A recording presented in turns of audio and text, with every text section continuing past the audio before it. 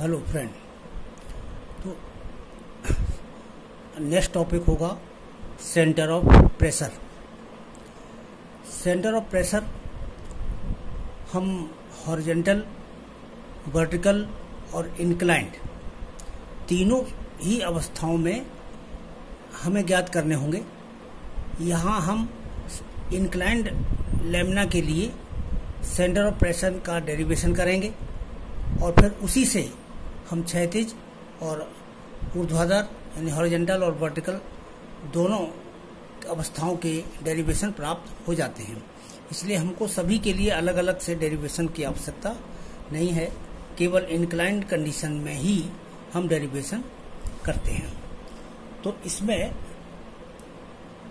हम centre of pressure का concept में हमने बेसिकली बताया था कि जो टोटल फोर्स, जो टोटल प्रेशर आता है कैलकुलेट होकर के, वो किस बिंदु पर कार्य कर रहा है। तो जिस बिंदु पर ये कार्य करता है पटल पर, वही बिंदु इसका सेंटर ऑफ प्रेशर कहलाता है, यानी इसको हिंदी में दाब केंद्र भी कहेंगे। तो ये सेंटर ऑफ प्रेशर, इसके लिए ये पॉइंट सी होता है और निश्चित रूप से ये बिंदु हमेशा गुरुत्व केंद्र से नीचे ही स्थित होता है। किसी भी अवस्था में हो, ये डाउनवर्ड साइड में रहेगा।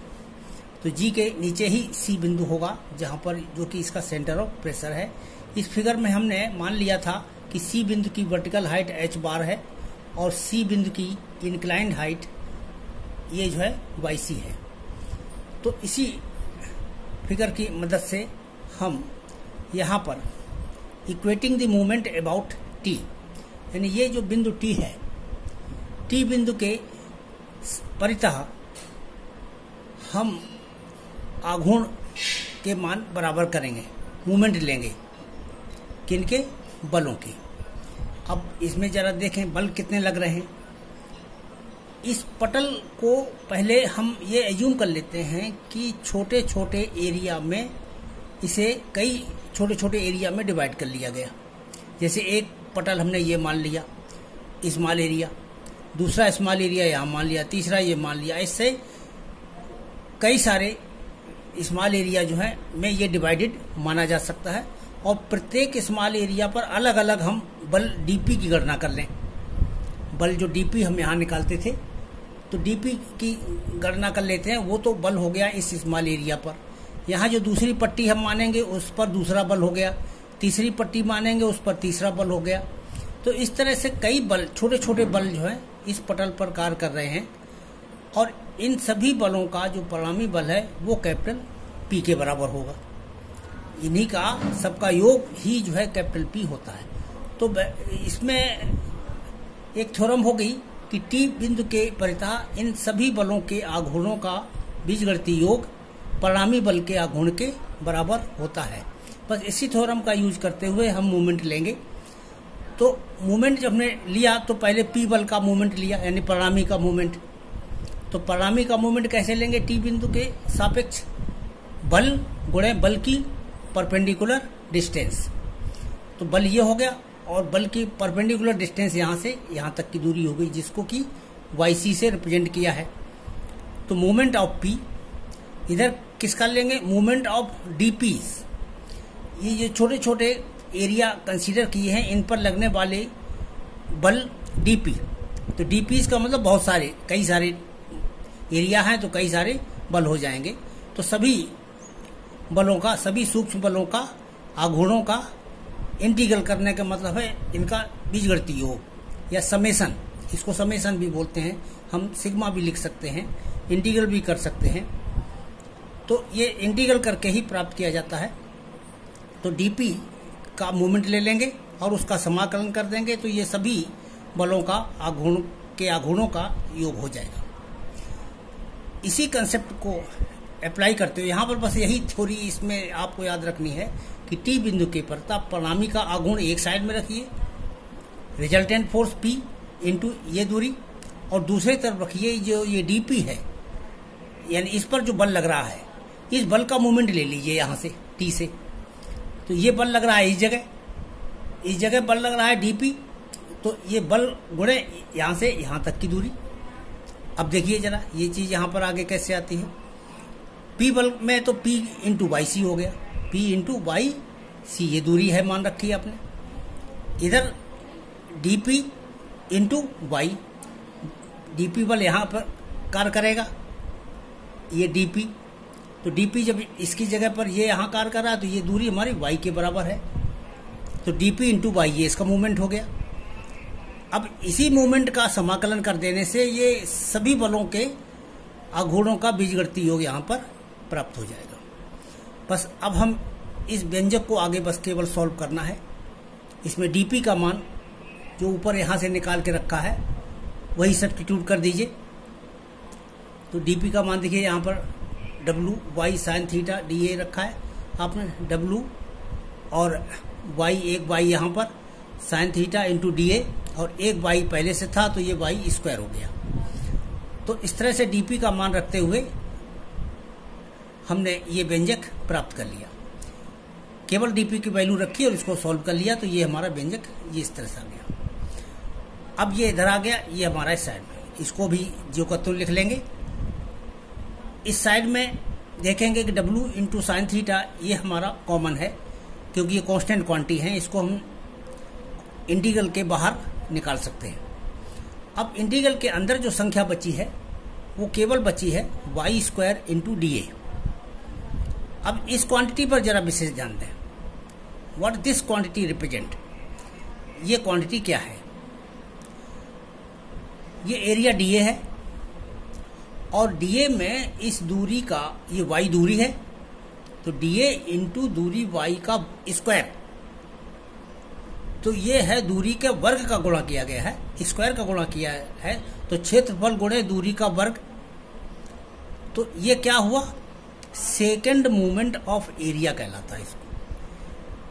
ऊपर आपने एक जगह क्या किया था, डीए इंटू वाई किया था, तो उसको हम कहेंगे केवल मूवमेंट ऑफ एरिया कहेंगे या फर्स्ट मूवमेंट ऑफ एरिया कहेंगे। आप देखें यहां पर वाई इंटू डी ए था ना, तो ये हमारा फर्स्ट मूवमेंट कहलाएगा क्योंकि वाई की एक घात का गुणा है, या सिंपली मूवमेंट ऑफ एरिया कह सकते हैं, या इसको फर्स्ट मूवमेंट ऑफ एरिया कह सकते। तो इसके लिए दो शब्द प्रयोग होंगे, केवल मूवमेंट ऑफ एरिया भी कहे या फिर इसको कहें फर्स्ट मूवमेंट ऑफ एरिया। चूंकि यहां पर वाई के स्क्वायर का गुणा किया गया है, दूरी के वर्ग का गुणा किया गया है, वाई का स्क्वायर का गुणा किया गया है, तो ये हो गया सेकेंड मूवमेंट ऑफ एरिया। और सेकेंड मूवमेंट ऑफ एरिया को दूसरे शब्दों में हम कहते हैं जड़त्व आघूर्ण। सेकेंड मूवमेंट ऑफ एरिया ही जड़त्व आघूर्ण कहलाता है, यानी क्षेत्रफल का जड़त्व आघूर्ण। तो अब इंटीग्रल का मतलब क्या हो गया कि संपूर्ण क्षेत्रफल का टी बिंदु के परिता जड़त्व आघूर्ण। इसका अर्थ क्या निकला कि संपूर्ण क्षेत्रफल का टी बिंदु के परिता जड़त्व आघूर्ण। तो टी बिंदु के परिता जड़त्व आघूर्ण है, इसलिए इसको हम इस पूरे इंटीग्रल के समेत ये वैल्यू जो है आई टी के द्वारा रिप्रेजेंट की जाएगी, यानी जड़त्व आघूर्ण टी बिंदु के परिता। आई टी इसलिए लिखा है कि ये एट अबाउट टी है, टी बिंदु के परिता ये मूवमेंट या जड़त्व आघूर्ण की वैल्यू निकालनी है इस एरिया की, पूरे एरिया की। अब देखिए किसी ये एरिया है जिसका कि टी बिंदु के परिता जड़त्व आघूर्ण निकालना है, तो इसके लिए आपने पैरेलल एक्सिस थ्योरम में पढ़ रखा होगा, पैरेलल एक्सिस थ्योरम समानांतर अक्ष प्रमेय, कि किसी भी बिंदु के परिता किसी पटल का जड़त्व आघूर्ण किसके बराबर होता है? उसके अपनी अक्ष के परिता जड़त्व आघूर्ण यानी आई जी प्लस एरिया इंटू गुरुत्व केंद्र की दूरी का वर्ग। तो आई जी प्लस ए वाई स्क्वायर, ये आई टी बराबर लिखा जाएगा, ये होगा गुरुत्व केंद्र से होकर जाने वाली अक्ष के परिता जड़त्व आघूर्ण हो गया, और ये एरिया हो गया, ये वाई बार यानी इसके गुरुत्व केंद्र की टी से दूरी का होल स्क्वायर। तो आई टी के स्थान पर ये लिख लेंगे, बाकी डब्ल्यू साइन थीटा वही उतार लेंगे। अब इसमें बाएं पक्ष में पी और वाई सी थे दोनों, इनके मान भी हम लिख लेते हैं। पी का हम डेरिवेशन यहाँ कर चुके हैं, डब्ल्यू ए एक्स बार, तो पी के जगह पर डब्ल्यू ए एक्स बार लिख लीजिए। वाई सी को हम एच बार के पदों में, देखिए वाई सी ये इंक्लाइन डिस्टेंस है और वर्टिकल हाइट इसकी एच बार है, तो वही साइन थीटा वाला फार्मूला लगा करके YC को वर्टिकल हाइट के पदों में कन्वर्ट कर दीजिए, तो ये h बार बटे साइन थीटा लिख दिया जाएगा। YC बराबर h बार बटे साइन थीटा क्यों लिखा जाएगा? अब आप देखिए यहां से साइन थीटा बराबर h बार बटे YC होता है। साइन थीटा बराबर h बार बटे YC, तो YC बराबर क्या हो गया?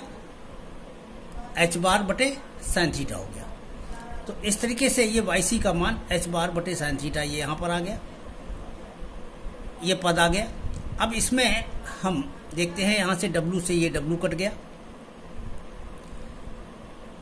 बाएं पक्ष में केवल h बार को छोड़ दीजिए, बाकी साइन थीटा को गुणा इधर कर दीजिए आकर के और ax बार का भाग लगा दीजिए। तो पहले वाले पद में देखिए IG के साथ क्या है? W साइन थीटा, तो W तो कट ही चुका है, तो IG और ये साइन थीटा का ये साइन थीटा से यहां पर मल्टीप्लाई होगा तो साइन स्क्वायर थीटा हो जाएगा और ax बार का यहां भाग लगेगा तो ये बटे ax बार, तो IG sine square theta upon ax बार, ये पहला पद बन गया। अब दूसरे पद में क्या बनेगा? इसमें W कट गया, साइन थीटा ये साइन स्क्वायर थीटा हो गया। अब साइन स्क्वायर थीटा में a बाई बार, यहाँ देखिए a बाई बार का होल स्क्वायर, a बाई बार का होल स्क्वायर और साइन स्क्वायर थीटा ये यहाँ पर आ गया और बटे ax बार, ये ax बार का भाग लगाया था तो यहाँ भी लगा दिया, पहले पद में भी लगा दिया भाग, दूसरे में भी लगा दिया, बस इसको a से a कट गया, ये बाई बार है और ये x बार है। यहाँ देखिए बाई बार साइन थीटा बराबर x बार होता है, तो इसको हम लिख सकते हैं x बार का होल स्क्वायर। तो ये तो हमारा पद वही बना रहा, IG साइन स्क्वायर थीटा बटे ax बार प्लस ये a into Y bar sine theta की जगह पर x बार का स्क्वायर हो जाएगा, क्योंकि x बार बटे वाई बार बराबर साइन थीटा है। तो इसको हमने x के पदों में कन्वर्ट कर लिया, x बार के पदों में कन्वर्ट कर लिया, तो ये x बार का स्क्वायर हो गया बटे ax बार। अब a से a कट गया, एक x बार पावर कट गई तो केवल एक x बार बचा, तो हमारा फार्मूला आ गया IG साइन स्क्वायर थीटा बटे ax बार प्लस x बार, यही हमारा h बार बराबर हो गया।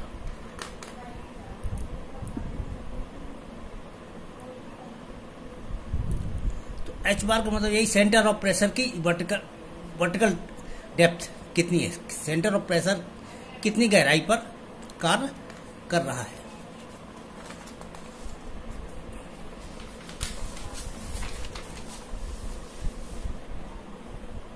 ये फार्मूला आ गया, h बार बराबर IG साइन स्क्वायर थीटा बटे x बार प्लस h बार, बस सिंपली यही फार्मूला फाइनल है जो कि हमें याद रखना होगा। अब हम देखते हैं कि हमारे तीन अवस्थाएं थी। केस 1 हॉरिजॉन्टल सरफेस, अगर यही हमारा पटल हॉरिजॉन्टल हो जाए, क्षैतिज हो जाए, तो इसका क्षैतिज के साथ झुकाव कोण कितना हो जाएगा? 0 डिग्री हो जाएगा।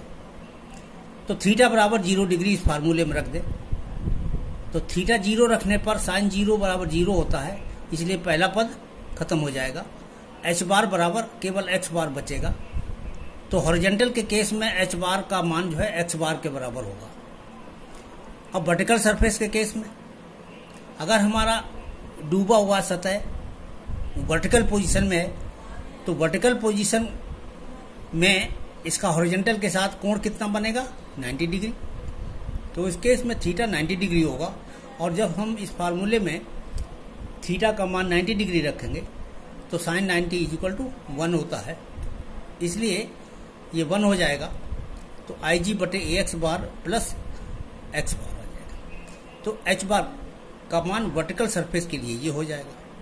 और केस तीसरा इंक्लाइंड सरफेस, थीटा बराबर थीटा डिग्री, यानी ये वही वाला फार्मूला अगर कोई थीटा कोण पर है।